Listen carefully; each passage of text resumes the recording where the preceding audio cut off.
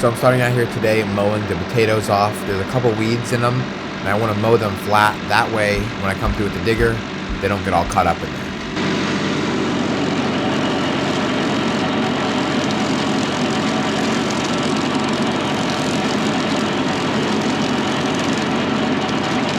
Now I just got back to the field with the digger, and my Pap Huffman showed up. You can see on both sides of the digger how the weeds are starting to get blocked up there.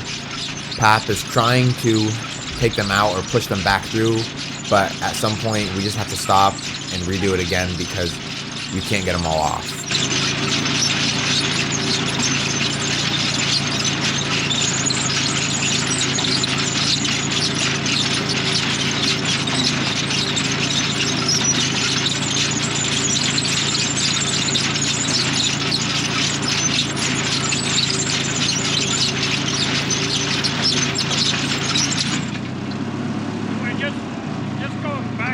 Back up a little bit.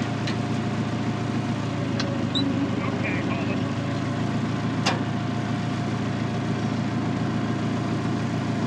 It's horrible. Yeah, that's...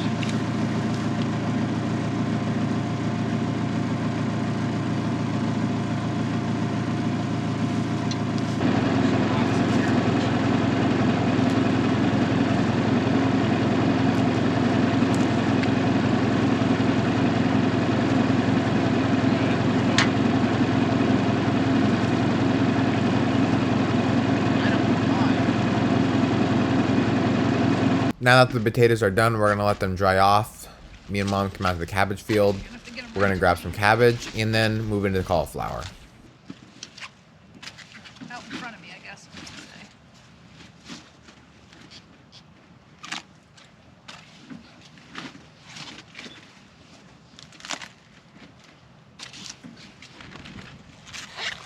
It's always nice all the way at the other end.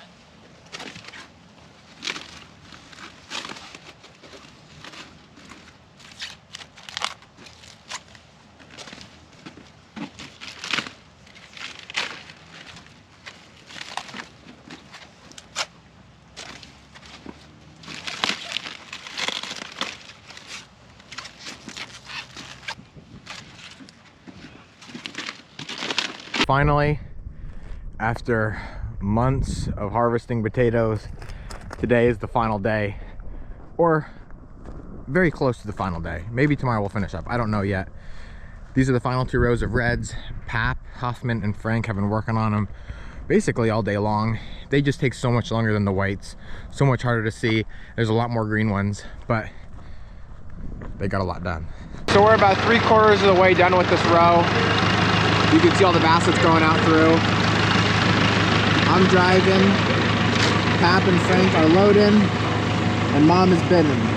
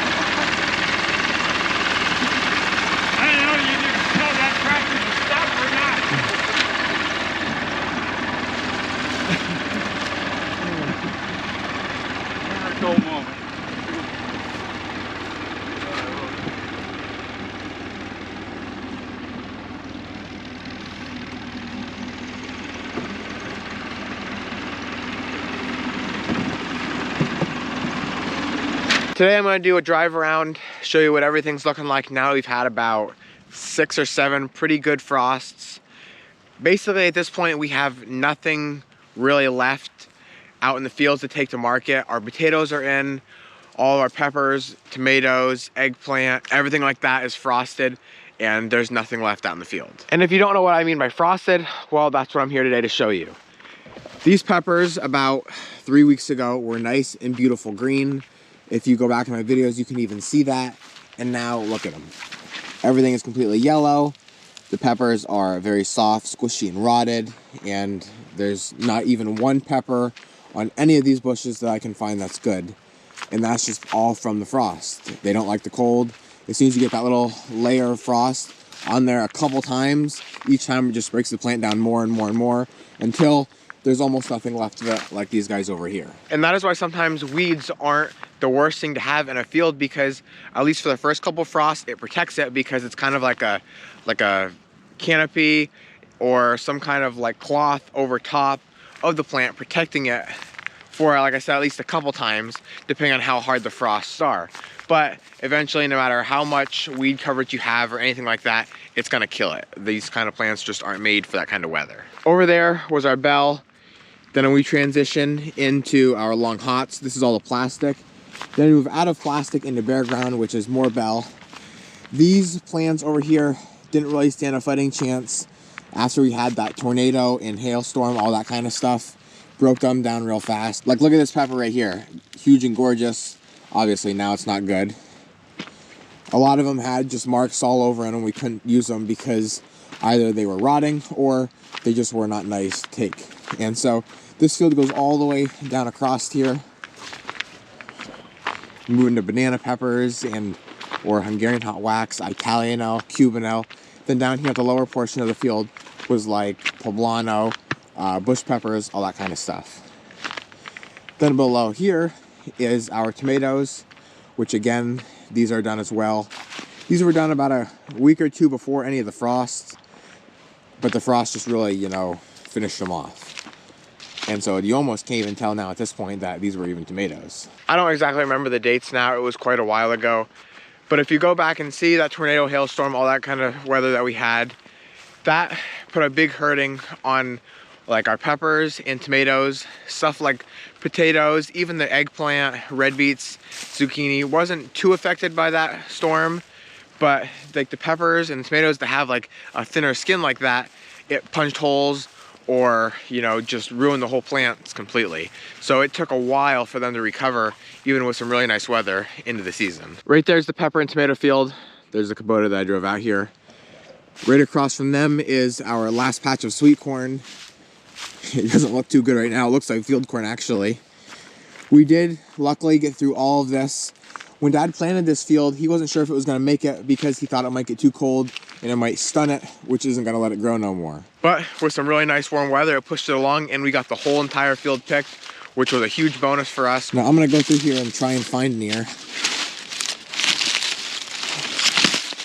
Lacey actually loves sweet corn, even if it looks like this. If I can get it open with gloves on. When you look at that, it actually doesn't even look that bad. Now, I don't think I'm gonna eat it, but Daisy's already coming over. She's waiting for it. You excited? Yeah. How is it? Can I see that quick? I want to try it so bad, but I'm not going to. If it wasn't so far along, usually I would try it, but it's been frosted, like I said, 5 or 6 times, and I know that it ain't gonna taste good. With each frost, not only does the skin lose its color, which was the green, but it also loses flavor and sweetness, all that kind of stuff. So it's gonna be very bland.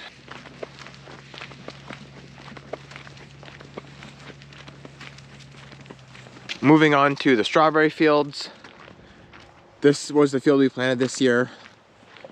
Like I said a couple videos ago, we're really proud of this. This is the nicest field that we've had probably since like the first year we've ever planted berries. We did half the field in bare root, which was hand planted, and then half the field in plugs, which was also hand planted, but we also had the mechanical planter to help us out.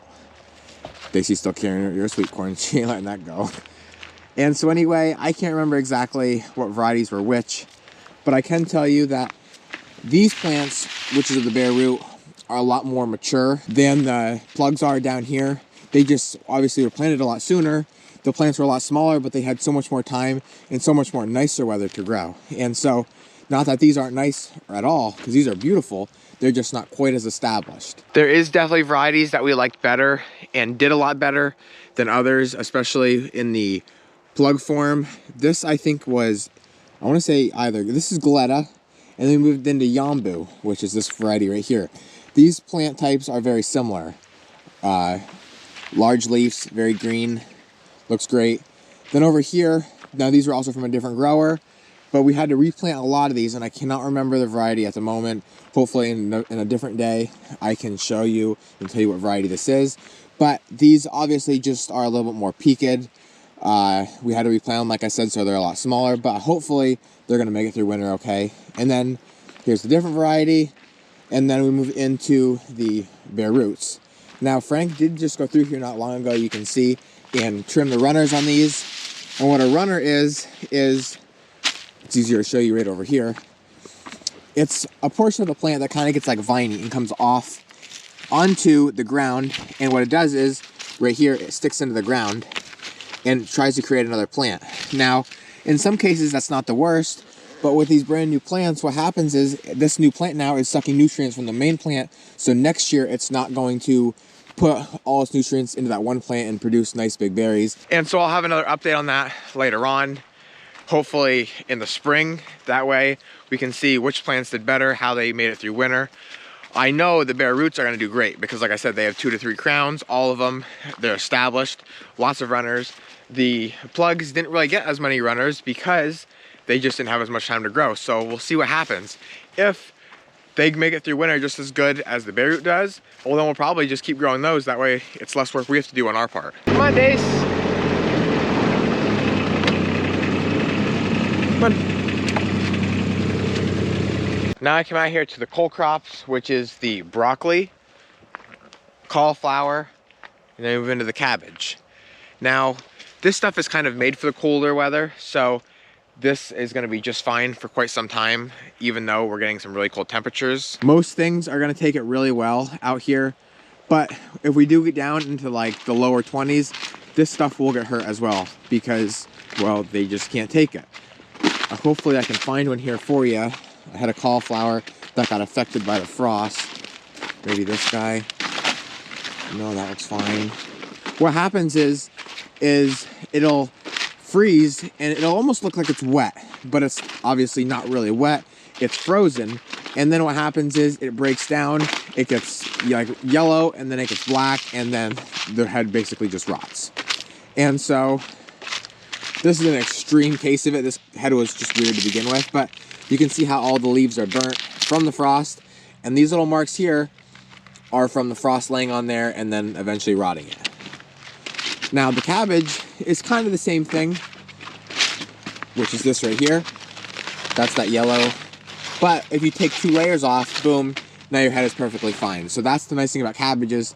Even after a couple hard frosts, we can still harvest it and just take a leaf off and it'll be just fine. And broccoli, which is over here, we already harvested almost all of the main heads. There is still some shoots, like this guy here, that are still growing, and unless we get some really, really cold freezes, like I think down in the teens, these are gonna be just fine. You really won't even see anything affected. There's a little bit of burning on the leaf here and there, but like I said, not much damage at all. And right here's some really nice shoots actually. String beans, which is right next to them, obviously took it very hard. They were dead after about the first 2 freezes, and they weren't even that bad. You can see the difference. Completely dead sweet corn and green, yellow, and flat beans. And then over there is the cole crops. What I'm actually kind of excited to see is the dill. I thought that this was gonna get frosted really bad, but honestly, it seems like it's making it through really well. I thought this would be yellow and just laying flat. So maybe dill can take frost better than what I thought. I have already cut all this once. I just cut it flush with the ground with my knife. And then this is all regrowth, which if we happen to sell out, then maybe I'll come back through and cut some more of this. That's another thing I wanted to mention is today is Sunday. We have this full week, which is Monday, Wednesday, Friday. Wilkes-Barre at the square is now done. So we have Monday, Wednesday, Friday of this week, and then we have Monday and Wednesday of the following week, and then market is finished for the season. We'll still have our home farm market running. It'll be open 6 days a week. Monday we're closed. Here's some good examples of that frosted cauliflower. Perfect head, but just one spot. This one's quite a bit worse. That one's not too good. This one, because it's kind of laying sideways, has a little more leaf coverage. Perfectly fine. I am very excited to announce that all our potatoes are now out of the ground and in the storage. Sadly, I wasn't here for literally like the last 50 baskets of red. I was the one who dug them, but I wasn't home at the time. Frank, I think, actually finished them up himself. Maybe Mom helped him. And so this is the potato field right here. There was 2, 4, 6 rows up above here. Then 8, 10, 12, 14, 16, 18, 20, 22. Looks like about 24 rows of potatoes all together, and they were about 1,000, actually just over 1,000 foot long. And I'm not gonna get into the math, but I think we got around 5 bins of white out of every 2 rows, because it was a 2-row digger, and about 4 to 4.5 bins of red. So you do the math, lots and lots of potatoes. We still have a good amount in our storage, which is what we want to get us for our farm market to get us through the winter. In the high tunnels, well, this is pretty much over with. Mom went through here about a week or 2 ago and cleaned basically anything that was somewhat good, all the way down to green tomatoes about this small. I do see 1 or 2 here maybe on each plant, but that probably was a little bit of regrowth. That's what she already went through here. That's why high tunnels are just so awesome for all year long, because we start them earlier, we pick tomatoes off them earlier, and we harvested these about at least 2 to 3 weeks after they were done in the field, because we can control the temperature in here with these roll-up sides. Now what's gonna have to happen is we'll have Frank or myself or both of us come through here. We have to trim all those strings off, pull the tomatoes out of the ground, haul them away, then pull the stakes out of the ground, sanitize them for the next year, roll this fabric up, get rid of that, and we'll just have bare ground in here then. Maybe even seed some rye into it for the winter. In here is all of our potatoes.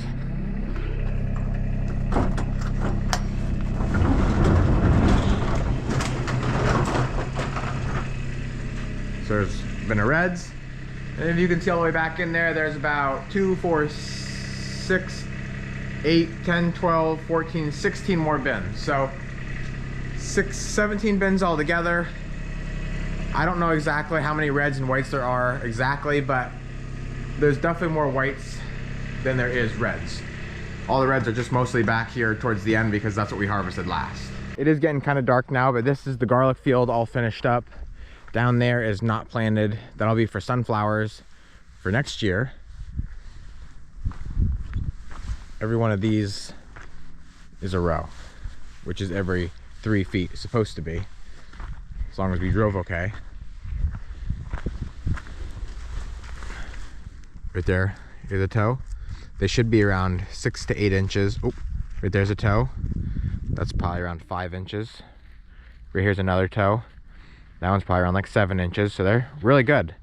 When planting with our planter, obviously we're just planting about as fast as we can. There's not like an actual clicker. So what that means is we try our best to plant it at that 6 inches, but we always end up doing it a little bit too close or a little bit too far, but it always seems to work out just fine in the end. The biggest thing is that we want to get our set amount that we need to get in the field, which was 10 to 12,000, without planting them so close to where they're not going to grow to the right size that we want them to be. That's what I'm going to call it a wrap this video. As always, thank you guys for watching, and always remember it ain't much, but it's honest work.